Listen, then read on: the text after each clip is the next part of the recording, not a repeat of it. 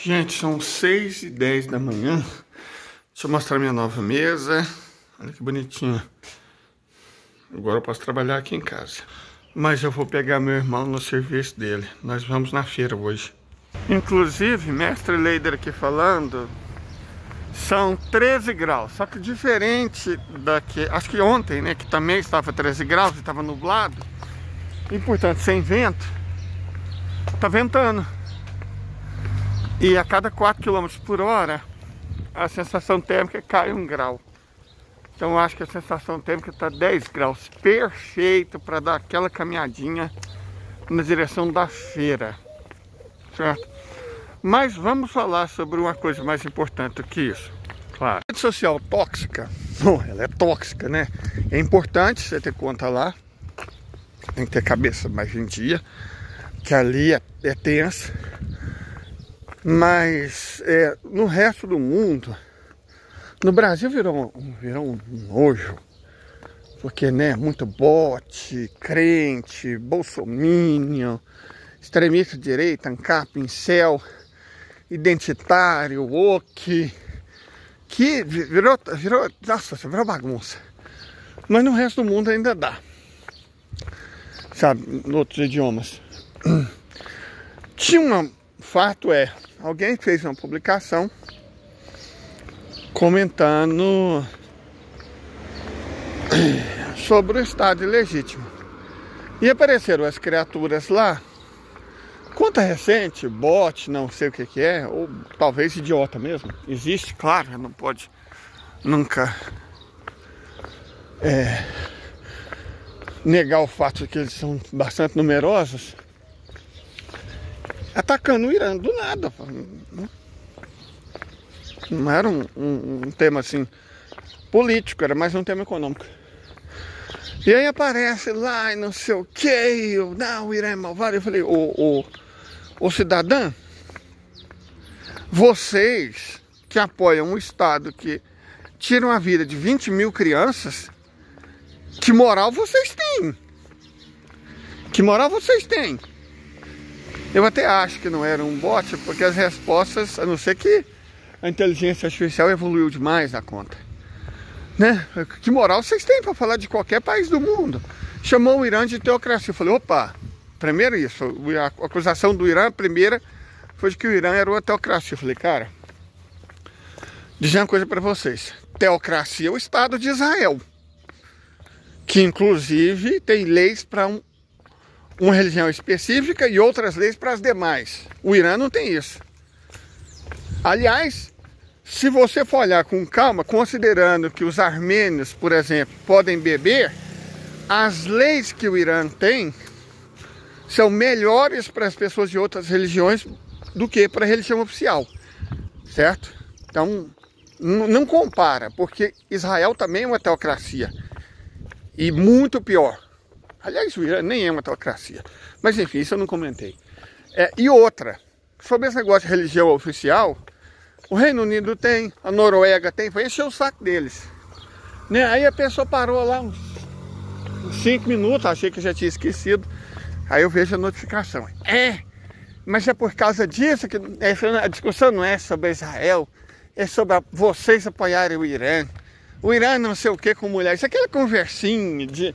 Sabe, aquela fake news manjada, que se você sair, se você for mulher e sair sem véu, você é enforcada.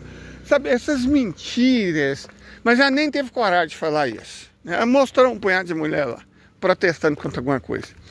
Eu devia ter mostrado o que os Estados Unidos fazem com mulheres que protestam, dentro das universidades. Eu deveria ter mostrado isso, mas eu nossa senhora, socorro. Eu falei, cara, nossa conversa então agora vai ser sobre hipocrisia. Você sabe por que cada vez mais gente no sul global apoia o Irã? Porque diferente de vocês, ocidentais, eles não dão suporte a assassinos de crianças. E isso vocês fazem. E essa discussão, enfim, ela chamou a minha atenção para um ponto que é importante. Eu simpatizava com a Revolução Iraniana. Sabe, simpatizava com a Revolução Iraniana. Derrubou o Shah, derrubou a democracia burguesa, as condições de vida melhoraram. Beleza, mas era uma simpatia. Nada mais que isso. Agora eu apoio o Irã. E muita gente passou pela mesma transformação. De mero simpatizante para apoiador. De pessoa neutra para simpatizante. De hater para pessoa neutra. Por quê? Comecei a pensar. Por quê? O Irã está em alta. Não entre os bloqueístas, né? Identitários, feministas, LGBT. Não, aí... inclusive, porque a maior parte são hipócritas. Se você para pensar que o Estado ilegítimo passou fogo em 20 mil mulheres e crianças, o que eles acusam o Irã de fazer, que é descabido e falso, é ficha perto do que o Estado ilegítimo está fazendo contra as palestinas, contra as mulheres e crianças de Gaza. Mas isso, as apoiadoras do Estado ilegítimo e do Ocidente não abrem o bico para falar, né? É impressionante. É impressionante. Então, se você realmente apoia mulheres, você não vai apoiar o Estado ilegítimo, nem o Ocidente, que apoia e arma o Estado ilegítimo. Você vai apoiar o Irã, que luta contra assassinos de mulheres e de crianças, certo? Então eu acho que a identitáriazinha, não sei se ela era britânica, não sei se ela era americana, australiana, foda-se o que ela era, não estava acostumada a debater em termos mais racionais, né? Não estava acostumada, ele me bloqueou. Não estava acostumada, né? Só ouvi os mesmos argumentos, o mesmo blá blá blá. Por isso que eu acho que não era uma bot. Bot não bloqueia os outros. Então, assim, a minha reflexão é não só ficou sendo, né? Porque eu refleti, como disse, assim, em tempo real. Não só porque o número de apoiadores da Revolução Iraniana aumenta, e está aumentando, é nítido. Eu estou nessa rede, na Rede Talks há mais de 15 anos. Tem uma coisa que a gente percebe. Como eu tive uma oportunidade, eu acho que até desagradável, para ser honesto, para compreender como a cabeça de uma pessoa ocidental pensa. E é doentio. É doentio. Tá cheio de gente que acha mais importante você ter uma marcha gay em Jerusalém, né? A gente tem que apoiar Israel porque lá tem marcha LGBT.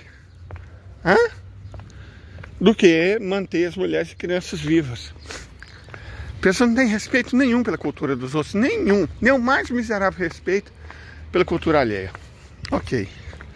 Não bastasse isso, o argumento para eles serem contra o Irã é porque lá supostamente reprime mulheres. Mas os Estados Unidos não fazem exatamente isso? As imagens da polícia americana de vários estados batendo em mulheres não comovem essas pessoas, não? E as mulheres que têm que ser protegidas são só as brancas, porque as palestinas estão sendo desvividas em larga escala pelo Estado ilegítimo. E isso elas não abrem a boca. Cara, sério isso? Então é uma lavagem cerebral. É uma lavagem cerebral.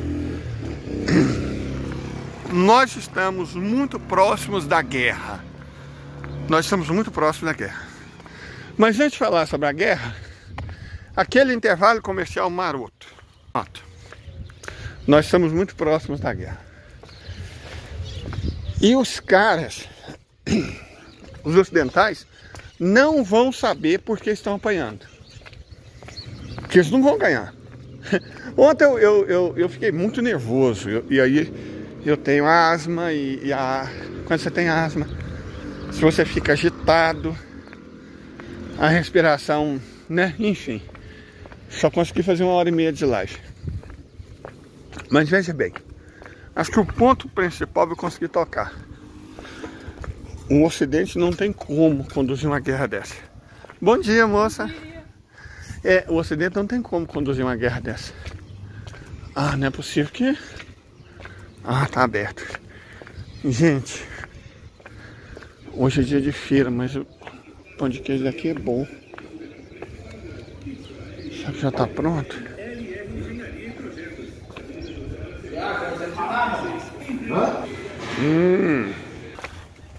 Gente, eu não sei se na cidade de vocês tem opção de pão de queijinho.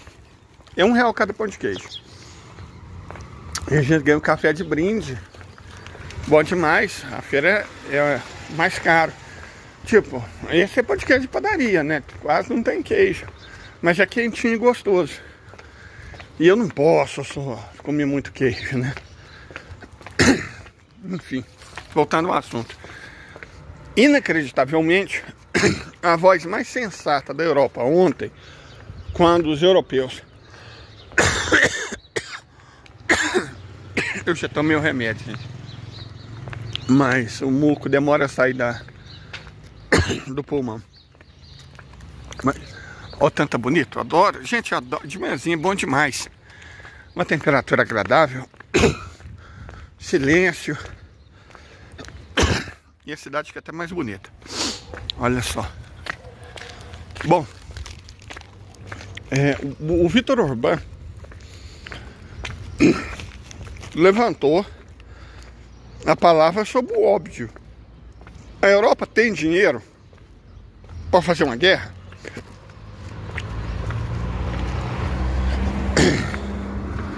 A Europa ao menos calculou quanto vai gastar e de onde vai tirar esse dinheiro? É óbvio que não, né? Porque o orçamento militar da Rússia já tem mais de 400 bilhões de dólares. E para a Rússia lutar contra a Europa inteira não vai fazer uma diferença assim tão grande, que ela já está lutando contra a Europa inteira na Ucrânia. Então não vai fazer muita diferença. Acho que até barateia, porque ela pode macetar, né? Quando ela for lutar contra a Europa, contra os europeus, porque os Estados Unidos estão enfucando a Europa, estão estumando a Europa, mas eles não vão participar. Ou pelo menos eles acham que não, né? Porque a federação tem arma que chega até lá. Mas enfim, quando... Nossa... Quando for a hora do fight, é óbvio que a Rússia não vai lutar contra a Europa do mesmo jeito que está lutando contra a Ucrânia. E eu explico por quê. Os russos encaram a luta contra a Ucrânia como uma guerra civil. Uma guerra civil. É uma luta contra o povo irmão, contra o mesmo povo. Agora, eles não encaram os europeus como iguais aos russos. Eles encaram os europeus como os europeus são, russófobos. Um povo hostil à Rússia. Então imaginar que a federação vai usar as mesmas táticas, as mesmas armas contra a Europa, que está usando contra a OTAN na Ucrânia, é um erro enorme. A federação vai macetar, vai usar arma pesada, vai ser implacável, vai atingir centros de decisão. Quartel, parlamento, residência de bilionário, bolsa de valor, centro de decisão. E parece que os europeus não estão acreditando nisso, né? Não estão levando isso em consideração, não estão calculando isso. Só o Orbán. Que loucura. E o Orbán também fez outra pergunta. A Europa tem arma? Tem munição? Tem pessoal para fazer uma guerra contra a Rússia? Vocês já foram na Europa? Já viram aqueles branquelos? Magrinho, raquítico? Aqueles gambito? Que as pernas de saracura?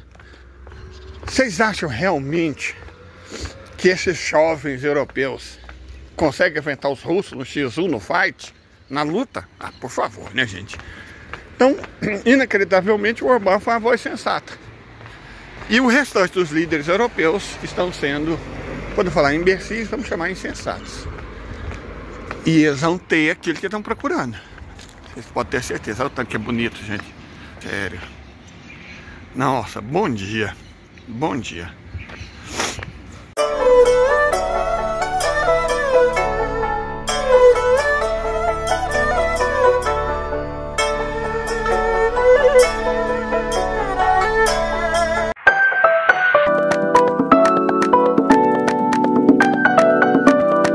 Gente, uma pequena pausa da análise geopolítica, porque meu irmão me deu uma pamonha, uma bruta de uma pamonha. A minha é tradicional goiana. A dele é essa aqui, a famosa temperada. Olha só, gente, é isso aqui que faz a alegria de um goiano. Se o mineiro é um pão de queijo, goiano é a pamonha. Continuando, só atualizando, naquele mercadinho ali tem a cesta suína. Eu comprei quase 5 quilos de carne por R$68. Dá para a família inteira ao longo da semana. Não posso perder uma oportunidade dessa. Mas, olha lá os passarinhos. Ah, bom demais da conta levantar cedo. Voltando ao assunto, né? A Europa, nitidamente, ela declarou guerra. Eu não sei a seriedade com a qual os russos vão tomar essa declaração. Mas é uma declaração de guerra. Certeza que o Vladimir vai convocar o Conselho de Estado e o Conselho de Estado vai dizer para o Vladimir tomar a decisão que pareça mais adequada para a segurança da mãe Rússia. Então é guerra. Agora não é mais uma questão de si. É por isso que ontem eu acabei ficando tão agitado. Não é questão de si. É questão de quando. Certo? E aí está a questão. Quando? Bom, quando os russos disseram. Quando o míssil deles atingiu o território russo. Né? Esse é o quando. E aí não depende mais da Rússia. Depende agora dos europeus. Porque, eu não sei se vocês se lembram, é claro que não, né? Se lembra de ter estudado. Que no caso da Segunda Guerra Mundial, foi mais ou menos assim. O Reino Unido declarou guerra, né, quando a Alemanha invadiu a Polônia, mas a guerra não começou no dia da declaração, né? Houve um evento-chave. É assim que funciona. A Europa ontem declarou guerra à Rússia, o que não quer dizer que a guerra vai começar hoje. Ela pode levar uma semana, um mês, 2 meses, mas ela é inevitável. Agora é aquele momento em que, como se diz aqui em Goiás, a vaca já tinha ido pro brejo. Agora foi embora o boi com a corda. Entendeu? Agora foi embora o boi com a corda. Não tem muito aqui. Leila, você está sendo alarmista. Não. Eles declararam guerra. Isso é um fato. Foram 11 países europeus e os Estados Unidos. Alguns deixaram claro um posicionamento mais... Né? A Itália, por exemplo, falou que não quer mexer com isso. A Hungria, visivelmente, também não. Mas 11 países europeus e os Estados Unidos declararam guerra. Então a Rússia agora não está sobre operação militar especial. A Rússia em breve vai entrar em estado de guerra. O que implica dizer, se vocês quiserem acompanhar, como é que eu vou ver os sinais? Primeiro sinal, em reunião do Conselho de Estado pela Rússia. O Vladimir convocar uma reunião do Conselho de Estado.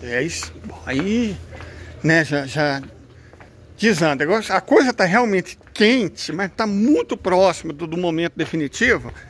É quando a Rússia declarar a lei marcial. Quando, e não se, a Rússia declarar a lei marcial, a guerra é uma questão de dias ou de horas.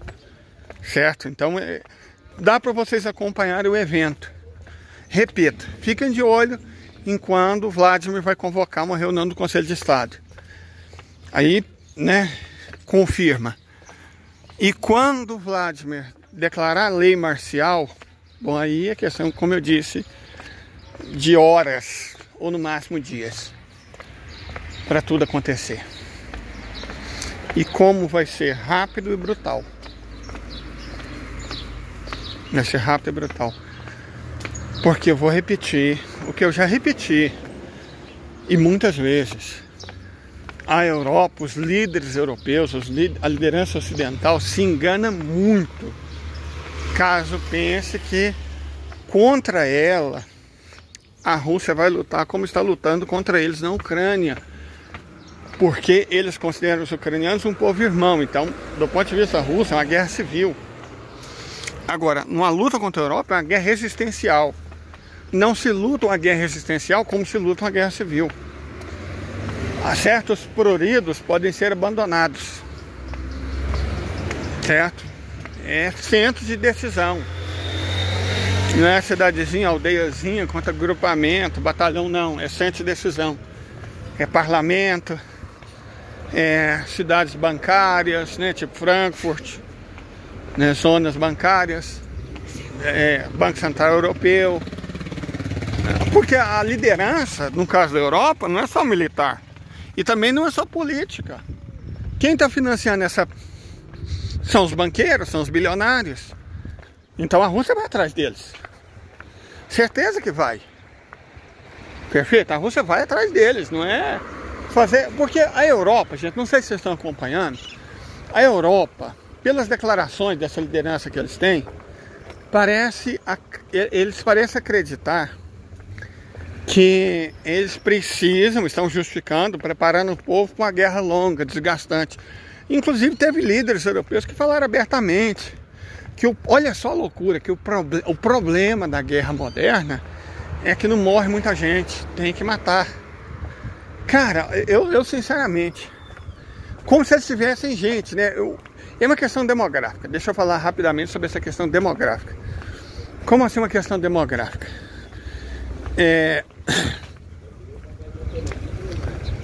A Europa, em 1939, era um continente em que a população era jovem e crescia muito.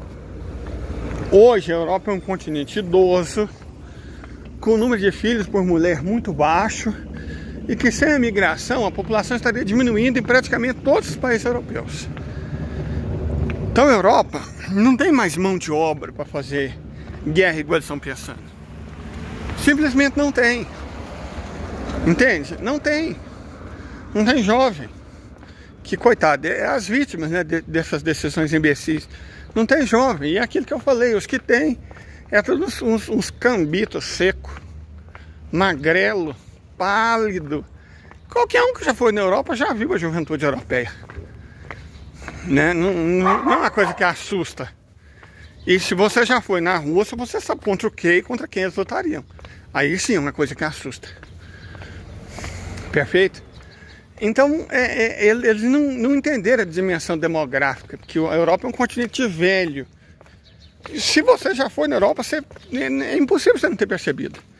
É um continente de velho, você não vê criança, E você vê muito pouco jovem. Eu não sei como é que eles fizeram para gravar aquele Emily em Paris, onde eles acharam tantos jovens europeus. Não é realista. Não é mesmo. É um continente idoso, velho, carcomido. Não tem gente para lutar. E os jovens que tem é identitário, sabe, magrelo, sabe, pálido. Não, gente, não rola, sério mesmo. Eles têm umas ilusões demográficas. Tem que matar gente, como se eles tivessem gente para morrer. E se eles tivessem arma para matar, né? Olha que verbos horrorosos. Como é que eles vão fazer isso, gente? Eles não têm arma, não têm munição, não têm indústria. A BASF não tem mais fábrica na Alemanha. Que loucura! A BASF não tem mais fábrica na Alemanha. O continente, para financiarizar, se desindustrializou voluntariamente. Então, olha, é vaca se autoconduzindo ao matador. E os europeus têm essas ilusões que vão derrotar a Rússia. Derrotar como? Só tem um país que tem um exército. Tem arma. Não diria um exército, tem arma. É a França. A França tem bomba de hidrogênio, a França tem bomba atômica, a França tem míssil, a França tem submarino nuclear, a França tem porta-avião nuclear. A Inglaterra também tem, mas não funciona. Não adianta. Então, operacionalmente, O único país preparado é a França. A França está no meio. Tá aí não. O que o Macron está fazendo é enfocar, como se diz aqui em Goiás, é estumar os demais países na briga e a hora que começar, retiro deles. Escreve o que eu estou falando. Macron conversa demais com o Xi Jinping, telefona demais com o Medvedev para ele ser levado a sério. O que ele quer é lascar os europeus. E faz todo o sentido do mundo. Por que faz todo o sentido do mundo? Porque numa guerra como essa, a Alemanha seria reduzida não em Alemanha Ocidental e Alemanha Oriental. Eles dividiriam a Alemanha em 5 países, igual deveria ser. A Alemanha é um país inventado pela burguesia. Até a língua alemã é uma farsa. Que eles chamam de alemão médio alto alemão, que não tem nada a ver com o austro-bávaro, tem nada a ver com o ripuariano, tem nada a ver com o alemânico, não tem nada a ver com o baixo alemão, com o suábio, certo? Então, é um país que a burguesia alemã, a burguesia daquelas regiões germânicas, perdão, inventaram em 1870. O país inventado em 1870 por uma burguesia que não queria um Estado nacional, eles queriam um mercado. Desde o início, é um mercado. Sabe, a Alemanha é uma invenção moderna. E que não vai chegar a completar 200 anos, não. Não deu sorte de completar 150. Né? Se você para pensar o tempo que ela teve não unificada, a Alemanha é uma experiência de pouco mais de 100 anos. Certo? Uma experiência muito recente. Curta na história da humanidade. É igual os Estados Unidos como superpotência. Vai ser uma das superpotências mundiais mais curtas da história. Eles gostam de achar que é tipo o Império Romano, que durou 1000 anos. Cara, se você pensa que a ascensão dos Estados Unidos foi depois da Segunda Guerra Mundial, o império deles mal vai durar 100 anos. Então vai ser um dos impérios mais curtos da história. Essa analogia com o Império Romano, que eles gostam de achar que parece, cara, isso é delírio. Até porque, se você considera que em 1990, o Tratado da União Soviética, em que as populações dos países foram chamadas a decidir se queriam ou não permanecer na União Soviética, quem decidiu sair foi só Letônia, Estônia, Lituânia, Geórgia, Armênia e Moldávia. 6. Os outros 9 queriam permanecer na União Soviética. E mesmo assim ela acabou no ano seguinte. Nos Estados Unidos, o percentual de apoio dos que querem se separar é até mais alto. Então, e outra coisa, eles devem dinheiro demais e não tem como pagar. O que eles vão fazer? Guerra e seccionismo, separar, deixar de existir os Estados Unidos. Certo? Para não pagar a dívida, porque essa é a verdade. Entenderam? A dívida não pode ser paga, não serve paga. Aí o que eles vão fazer? Recorrer à guerra, perdendo, claro, vão perder. Ou, mesmo que não recorressem, vão separar o país, porque aí a dívida fica com quem? Ah, não sei, não é comigo. Se vê. É um processo de divórcio litigioso. De toda forma, gente, prepare os corações de vocês. Daqui para frente, é só para trás. E tenham um bom dia.